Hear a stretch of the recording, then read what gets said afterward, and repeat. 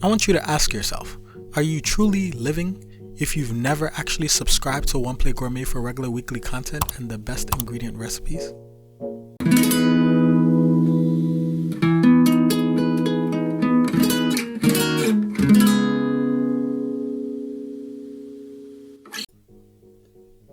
Welcome back, everyone, to another episode of One Plate Gourmet, the show where you can take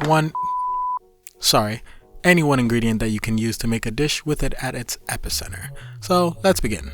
About 4 ounces of veggie pasta, 8 cherry tomatoes, 2 cloves garlic, half an onion, a third yellow bell pepper, some rosemary, half a carrot, half a celery, some salt, pepper, and 2 sweet potatoes. There was actually a lot of potatoes left, so just half the ingredients in the description below. Let's start off preparing our ingredients as per usual. So begin with your onion by slicing it vertically to the root, then horizontally across the body to get fine diced pieces.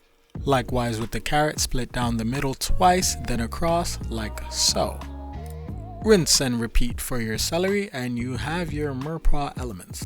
As for our garlic, we're going to slice them like this rather than mincing.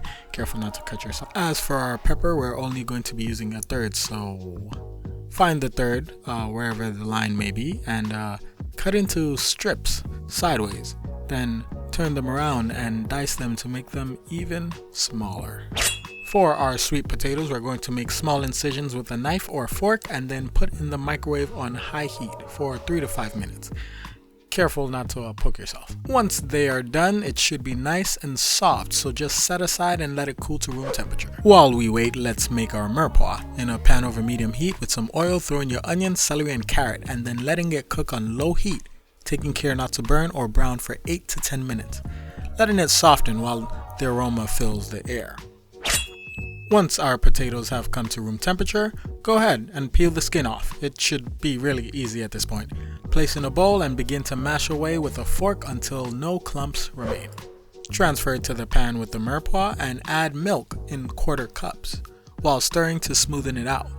Do it a couple times till you get a consistency that starts to look something like this. Set aside and let's work on our pasta. Bring a pot of water to boil like so. Add some oil and some salt and then place your pasta in head first.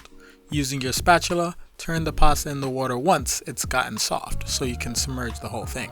And while we wait for that, let's saute our garlic and peppers over medium heat and throw in your cherry tomatoes. Go ahead, add some more oil and let it cook till your tomatoes just start to cringe a little bit for about 5 minutes or so. Now check back on your pasta to make sure it's ready by tasting it. It should be al dente in 7 to 8 minutes. Go ahead and drain your pasta in a coriander and place in a bowl. The same bowl that we'll then add to our pan with peppers, garlic, and tomatoes. Season with some rosemary, salt, and pepper. Then toss or stir in, whichever gets your point across. Of course, make sure to taste for salt content before serving. I'm going to be honest. This combo wasn't something I thought would work well together, pairing the sweetness of the potatoes and the savory taste of the veggie pasta. And I was right.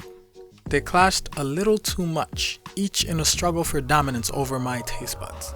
But the addition of the tomatoes really served as a bridge to connect the two flavors. And I probably wouldn't go out of my way to make this at home again, but it is definitely something I would try at a restaurant. There you have it. Like always, don't forget to like, comment, and subscribe down below. And thank you for joining me. There's always new recipes to try out and explore with you and me, because that's what we're doing. So, let YouTube does what it does, or do what it do, and recommend another video.